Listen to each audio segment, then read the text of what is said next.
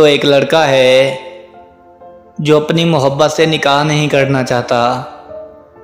और क्यों नहीं करना चाहता कि मैं तेरे लिए क्या नहीं कर सकता, मैं तेरे लिए क्या नहीं कर सकता, मगर ऐ यार मैं तुझसे निकाह नहीं कर सकता। तू है पढ़ी लिखी सी, मैं हूँ अनपढ़ जाहिल सा। तू है जज्बातों की नहर, मैं हूँ गम के साहिल सा। और तुझसे मोहब्बत थी इसलिए तो कम मिला करता था, तुझसे मोहब्बत थी इसलिए तो कम मिला करता था।